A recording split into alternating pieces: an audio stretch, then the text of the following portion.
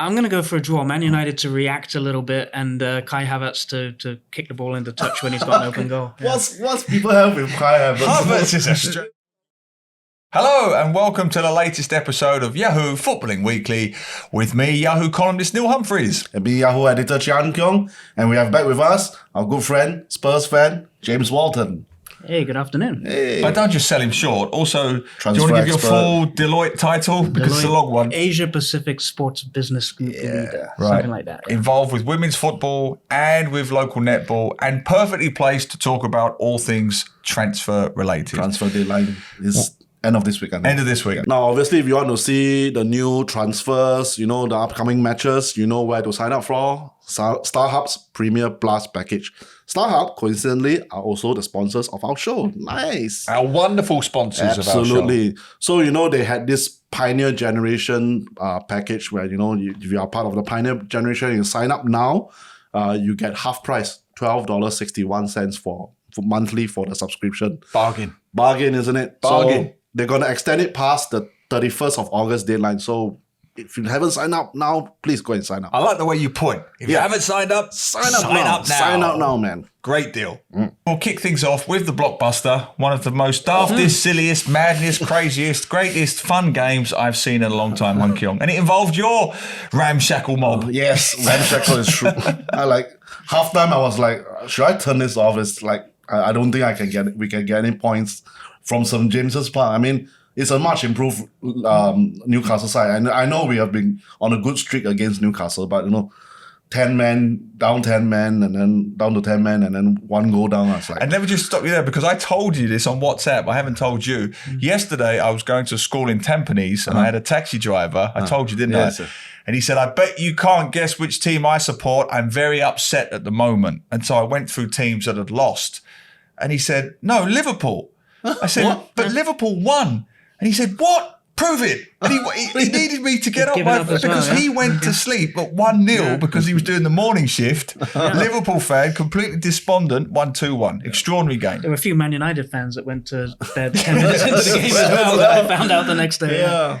But, it's still, there are still issues to be addressed in Liverpool, even though it's a wonderful win. I think defense and midfield still unsure, still there's hairy moments like Trent Alexander-Arnold gifting in general. Just being Trent, really. Trent, yes. So, but no, Darwin Núñez, very nice story, I think. Nice story for a weekend. Hopefully he pushes on and really starts to become the scorer which we want him to be. But it's great win. I said in my column, which you can read on Yahoo, that Trent Alexander-Arnold reminds me of defending reminds me of the Kardashians and housework. He could do it if he wants to, but he'd rather pay someone else to do it. He could do it, but he chooses not to do it. The thing I'll take away from that game, as I wrote in the column, I'd love to know what you think, James, is I thought it was everything that's great about the EPL. It was messy, it was scrappy, it was feisty, great atmosphere at St. James's Park. Why would Mo Salah possibly want to give all that up? As we sit here now, anything could happen in the next couple of days, but as we sit here now, the rumours are still circulating. The numbers are going up by the minute. They're offering, I don't know how much, £1 million a week, whatever it is. It changes every day. Mo Salah cannot leave the EPL now and go to Saudi Arabia. He can't. In my view, he can't. If he does, at the risk of being melodramatic, this is one nail in the coffin too far. If they can get Mo Salah, they can get anyone because it really is just about the money. There's no other reason for Salah to go, and that's all they have. Dispute that. I think Salah's one I would dispute that. You're going to play a little bit. The cultural card. I might play the cultural card a little bit. How old are you now? 31? 31. Yeah. 31, right? So on the one hand, he's won the Premier League, he's won the Champions League. So you can pretty much say he's won what there is to win with Liverpool. It's the opposite of the Harry Kane situation. But I do think the fact, with a lot of the players, and we won't get into the Jordan Henderson debacle, but there's an element of, I'm not going. How much money? Okay, I'll consider it. Yeah. I think with him, I don't think it's necessarily about the money. I think the bigger issue will be paying enough money to Liverpool to give up their talisman after he just signed a new contract recently and all that. I do think there's an element that he may actually want to promote Arabic football. Yeah. And that may be the one thing. And given that he's kind of done it all at Liverpool and that he may be looking, don't forget, there was a real chance he would have left that team before signing that new contract last time. But my thing is, if I'm Liverpool, I'm looking at Harry Kane and Spurs and I'm saying, you know what? 130, 140, 150, this guy's got a contract. How much do you want him? Yeah, I mean, we can get to that. I actually agree with you. My concern with Salah is, and this is a positive for Salah, don't underestimate, as you guys both know, how much he does, how many charitable enterprises he has in that part of the world. Yep. If I'm Mo Salah, I do sit down and think, my word, have you got any idea how much money I can give to my charities, regardless of what I can give to myself and my family? That's a given, right? That's kind of my point, though. There is no limit here that the Saudis can't reach. There is no end. There is no depth to their bottomless pit of petrodollars at the moment. There is no one currently they can't sign. I thought Neymar was a concern, but that's the only reason. I just wish Salah would stay for one more year. Yeah. Also, the fans will be on the forums will say, why can't you just stay until maybe even if you want to sign a like a gentleman's contract or something, saying that okay, I'll stay for this season, finish this season and go, because you're just, I mean, to go now would be quite a big blow to the plans of Liverpool. So, but I also feel a sense that it's not like you cannot leave, you absolutely cannot leave. You say we're like, oh, okay, I mean, we understand your affinity with that part of the region, and maybe okay, understandable if you really want to go. You have already served us magnificently for the last few years. Okay, and also a sense that all right, we got Nunez, we got Jota, we got Gakpo. Maybe we can tie it through. I think it's too late in the window for that. I think if it was a month ago, yes, and there was something you could do with £130 million, then possibly. But as much as you say Jota and Gakpo and Nunez and Diaz, he is a talisman and he will score 25 goals, and I don't think any of the others will. Assist, they may and come up. 92nd minute on the clock, you want him on that ball, playing that ball to Nunez. Yeah, you don't want anybody else. So I just wonder that if, say, it was a month ago and I could have spent the money, but if you had 130 million in your pocket tomorrow and you're Liverpool, there's no one. I mean, you could potentially find 2, 3, 30, 40 million pound players. Maybe you can sign a centre back at last or whatever, right? And maybe a right back. But you're not going to be able to replace him. You're going to have the same problem Kane and Spurs have, which is you can upgrade your whole team, but there will still be a Salah-sized hole somewhere on that pitch. I agree. Like West Ham did, and we'll get to them in a moment with Declan Rice. But what do you think? Should Salah stay or go in the EPL? Send all of your comments to Yahoo Southeast Asia on YouTube, Yahoo SG, Yahoo_MY on TikTok, on Twitter, Yahoo SEA on TikTok. Now, let's talk about the really big teams in the EPL right now. Really? Tottenham and West Ham, who have put down the template of how you rebuild your sides after you sell your talisman. Yeah. Top three and then all you. Look, it's with the benefit of hindsight, you can say anything, right? But I do think there is something to be said. There are historical precedents. Some say Thierry Henry when he left Arsenal, other talisman at other clubs, where in the case of Tottenham, certainly, and in the case of West Ham, absolutely, definitely, because I watched them a lot last season, the first get-out ball at West Ham last season was always to Declan Rice. Yep. Always to Declan Rice. Yep. And for older listeners and viewers, he had a little bit of that Ray Wilkins crab-like quality, bless him. A lot of the passes were 5 yards sideways, 5 yards sideways. That's not to downplay Declan Rice's talents at all. But since he's gone, and with the terrific signings of James Ward-Prowse, absolutely magnificent, and Alvarez, the new screening player, they've been fantastic. They took the game to Brighton on the front foot in a way that I never saw them really do when Declan Rice was there as a holding midfielder. So it's worked for West Ham. What about Tottenham? So it's two very different approaches. So Daniel Levy's style in these situations, as we saw with Gareth Bale, is that there's a rumour and they start buying players and the fans start going, hey up. why are we spending all this money? And so in actual fact, since Kane left, they haven't done anything. And they seem to be now focused on getting the players out. So a lot of Spurs fans are saying, what are they doing with the Kane money? And part of the answer is, well, actually they already spent it on Van de Ven, Maddison, and anyone else, right? West Ham's approach was to sign absolutely nobody at all.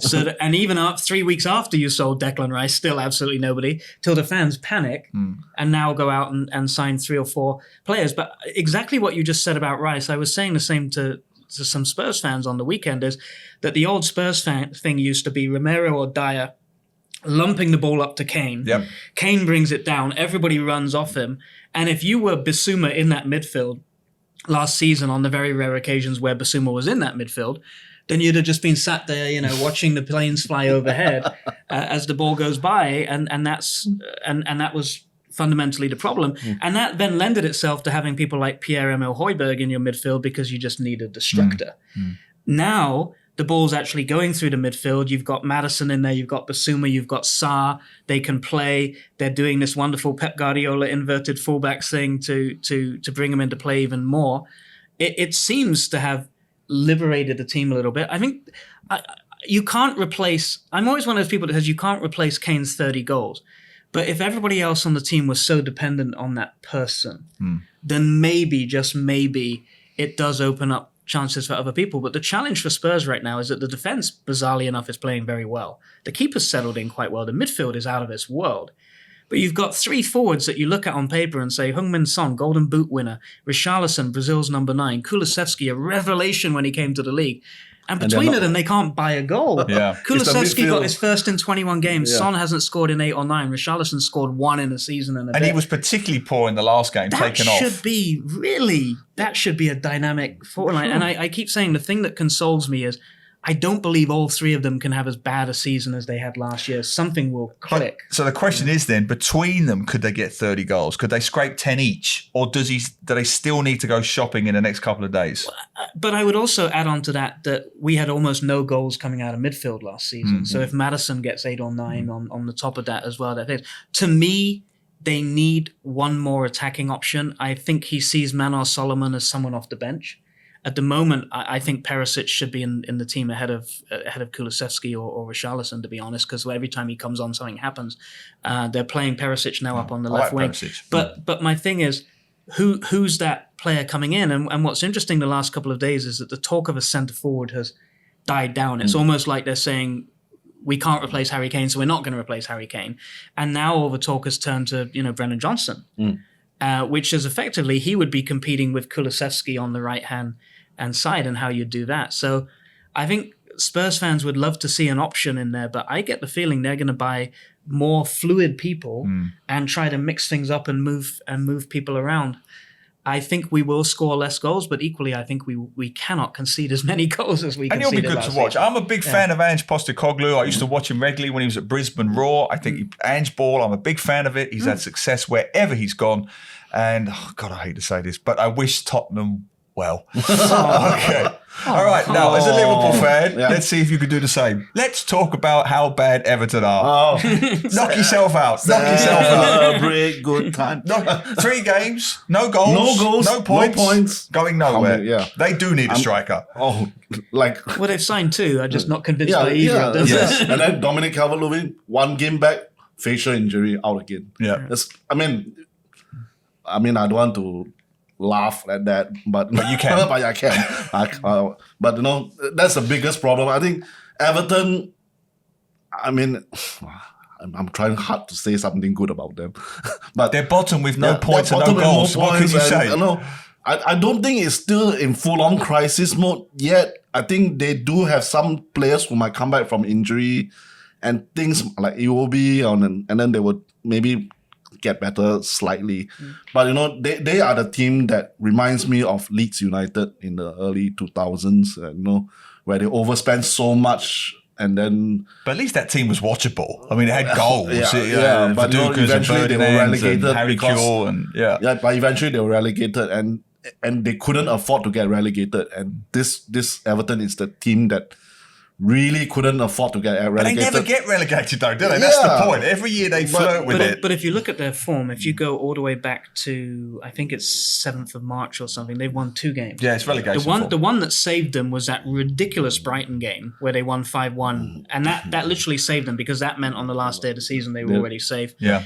And they played Bournemouth, who didn't care, and they won 1-0. But those are the only 2 games they've won going back to something like the first week of March. Yeah. And I'm just not convinced by who they've signed. Beto, Genriti, Ashley Young is like on his last leg. You look at it and you say, who have you signed that has made this team better than it was last year? You're on a wing and a prayer that one of these strikers is they going to only score spend you money 12 to spend goals. on a 19-year-old player.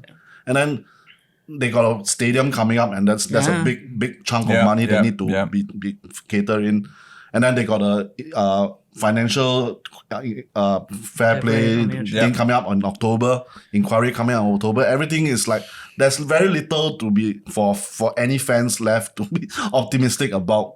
Yeah. Well, they're in Arsenal's position 15 odd years ago without Wenger and without that squad, or Tottenham's position a few years ago without Harry Kane to bail them out with the goals. Yeah. They've got nothing to carry them through this financially turbulent period while they settle into a new stadium. But the difference with that Arsenal team, what they did during that period was every year they sold one of their star players, made a ton of money, bought a bunch of youngsters, and the year later they sold another star and did the same. Yeah. Again, the difference with Spurs was at the moment when it happened, they were absolutely at their peak for as long as that lasted, right? And that kind of got them over the hump a little bit, but they're still on the never, but now football is the values and everything is inflating so much that they can basically ride it out anyway with the value of the club on the debt. The difference for Everton is I just don't know what you've got. They've got none of that. I don't know what asset you've got. You've got no success. Absolutely. I just don't know where you go from here. And if you go down for a club like that, he'll be happy. Yeah, I don't know how long till you come back up. But as always, let us know what you think. All right, let's do a quick wrap up of the transfer season. We've got a few days left before the window closes. Let's just go through the main teams. Start with Man City. Do they need anyone? Do you think anyone else will come in? I would only suggest De Bruyne. The injury to De Bruyne, he may go out there. Paqueta, he went for at West Ham. Yeah. That looks like he's not going for now. So unless there's a fluke. He's going for Matheus Nunes? Matheus Nunes at Wolves, which is an interesting one because they only just bought him. Yeah. He's gone on strike the last I read. They just bought him in January. He scored 2 goals and he was 44 million. Now he's 50 million. Isn't it? It's very strange. But they just signed Doku as well. Yes. So to your point, they've lost Mahrez. They've lost De Bruyne. They've lost Cancelo, but he wasn't there. Gundogan. So what they're really lacking is that who is that person that if Foden, you've got Bernardo Silva, you've got Grealish, but the way they play, they would effectively need all of them to play pretty much every game or rely on Cole Palmer. So I think now they're okay, but I think when they get to when the Champions League starts and he wants to start mixing up his team, I don't think he's got the options. Yeah. And I'm still not 100% on Grealish's consistency. Yeah. That was a great ball. He lofted up for Haaland, but he needs to be doing that every game. That's what a De Bruyne does. All right, let's go down the line. Arsenal, anyone coming in for Arsenal? Terrible bad news for Timber, though. He gets that boy in, looked good, ACL. Fullback, ACL, going to be out for most of the season. That's why they're now on looking. I think that's the only one. Yeah, they're looking after the left back side. Their main thing again is getting rid of players because they were also on the financial fair play watch list as it was. I think if Gabriel Jesus' injury had been more serious, that might have been something, but he's back. Their problem is actually is getting the signings they've got to work and working out which goalkeeper it is and working out what to do with Kai Havertz. Yeah, for Arteta to figure out all the things. Like the 2-2 draw against Fulham was awful. Winnable, and then we couldn't do it in the end. Yeah. And we'll move quickly to Manchester United, where I was in some ways completely right and completely wrong in that viral clip. I still think they're good signings. I don't dispute that. But what a basket case of a season they've had so far. I think the lack of leadership from top to bottom is becoming perilous for the club now, both on and off the pitch. The handling of Mason Greenwood was nothing short of a disgrace in my eyes. We don't need to go into it again on the podcast. The handling of him or the handling of the situation? The handling of the situation and the handling of him. Subsequently, once that phone call message, which everybody's heard, phone call went public, that was it. He was done. That should have been the end of it. His contract should have been torn up. The fact that they sort of dropped a little, dipped a toe in the water Asked the to female see, players what they to see think, what the public would feel about Mason Greenwood if we brought it back, and got such a vitriolic reaction. Only then did he act. Lack of leadership off the pitch, lack of leadership in the transfer market. Harry Maguire staying, going, make a decision. You need a striker. Where is he? It looks like you need a midfielder. Where is he? It looks like you need another defender. Where is he? There is a lack of leadership, I feel, at that club from top to bottom. Even in the situation, they can't even sell the club. They were selling it, then they pulled it off the market. Yeah. Are they staying? Are they going? What the hell's going on? The club's a mess. I'm not sure they were ever selling it, to be honest. There's an element that fans that think that this was really about showing the value of the club so that they could increase the amount of investment they get from other sources and maybe leverage the debt a bit. Did it work in your view? Well, it's still ongoing. They still haven't settled it yet, right? But I commented on your viral clip when you said you thought they won the transfer window that to me, Mason Mount, he's a decent player, but they paid over the odds. I think that much is clear. To me, he's a bit hit and miss. Højlund, I think, again, you can't go wrong sometimes with young players, but at 40 million, I'd take him, but 70 million, it's a gamble. Onana, I think, will come good, and I think he's exactly what they need, and he is a leader, but I think I think I saw something on Facebook the other day that summed it up perfectly, that there were two posts next to each other. And the first one was a bunch of Man United fans saying Erik ten Hag out.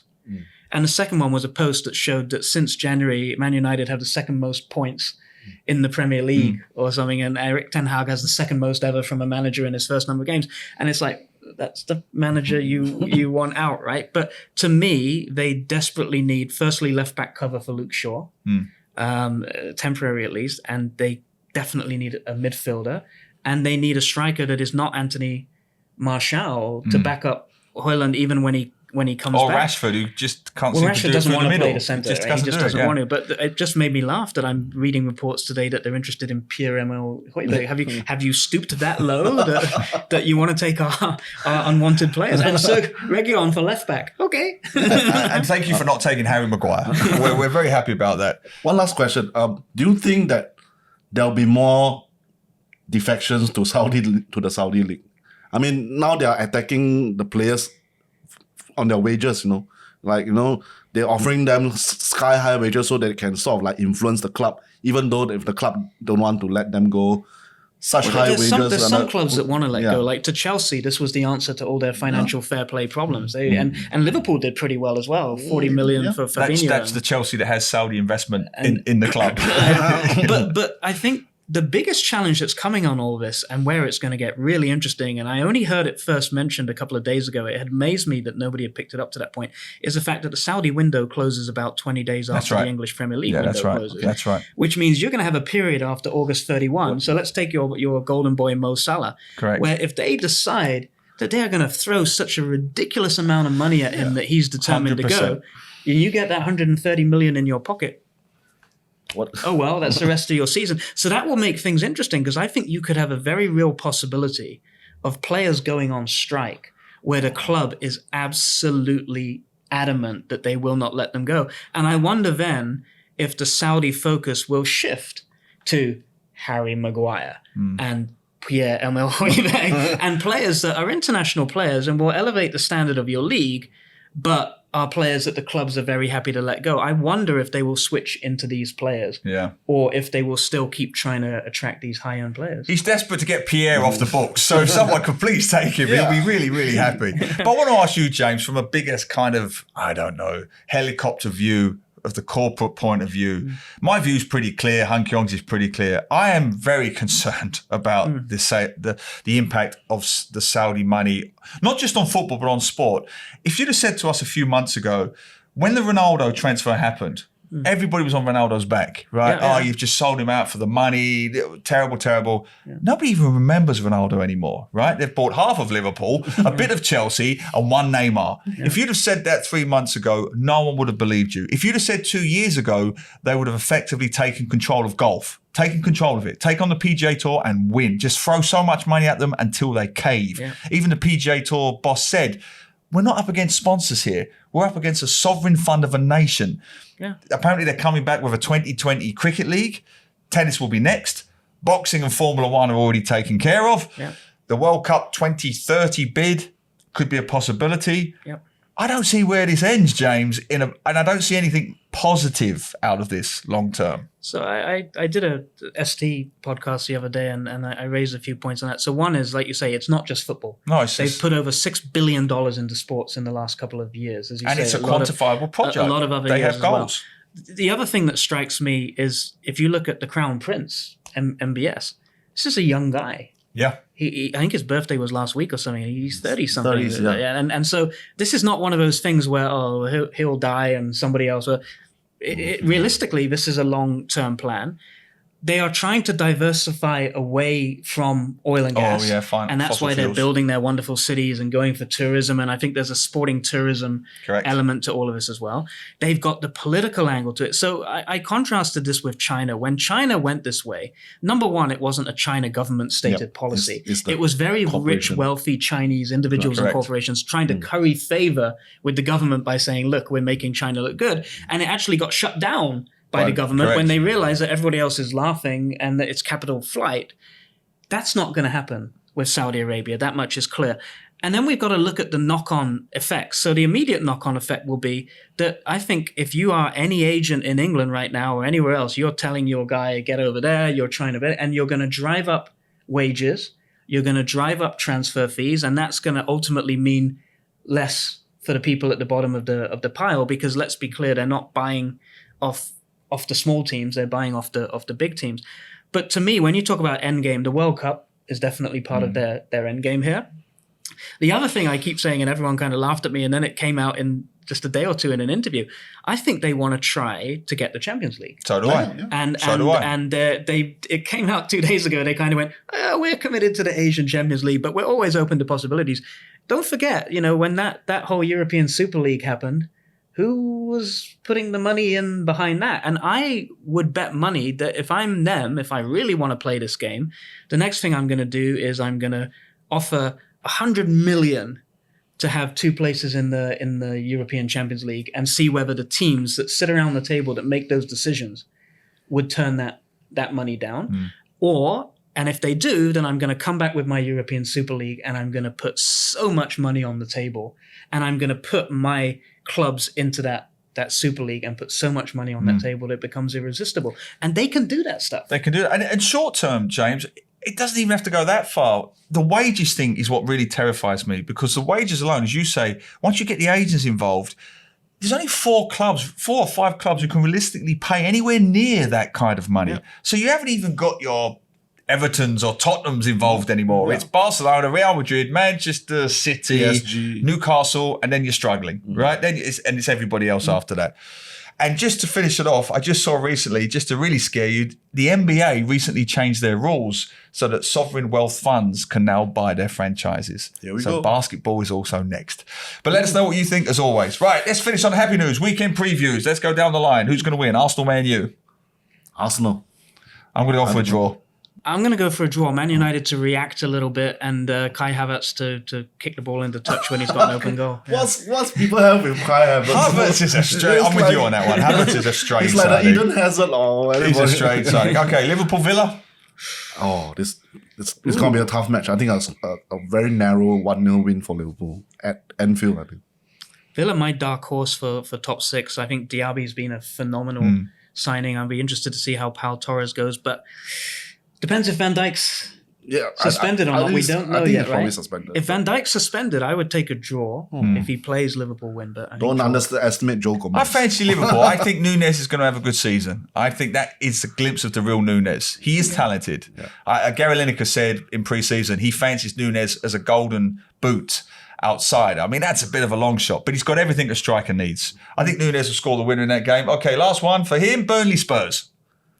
I think it'll be another tough fight. I think Burnley, because they're desperate. I mean, they lost their first 2 games. But I think under Ange Postecoglou, I think Spurs will be made of sterner stuff. I think 2-0 or 2-1 win for Spurs. Do you think? So Burnley's an interesting one. They only lost 1 game at home in the whole of last season in the Championship. They've already lost 2 at home in the Premier League. And their signings haven't been particularly great. But like I say, if I'm Company, I'm saying it's Spurs, lads. Let's kick them. Yeah. And I'm going to go full on physical, and I'm going to say, you know, Bournemouth roughed up a little bit, okay, but Man United didn't, and Brentford didn't. I'm going to say, let's see how you handle a bit of rough stuff and see where that takes them. So I think a draw. I'm going to say I hope Tottenham win, because I wasn't too impressed with allegedly the support of Burnley last week at the Villa game, where they threw a brick at the team bus's window, which was the only time Burnley hit the target in anything in the last few weeks. So for that reason alone, I hope Tottenham win. As always, send your comments and suggestions and predictions to Yahoo Southeast Asia on YouTube, Yahoo SG, Yahoo_MY on Twitter, Yahoo SEA on TikTok. Thanks as always, James. Stay with us for part 2, where James will be talking about women's football in Singapore and what more needs to be done. So see you very soon in part 2. Take care.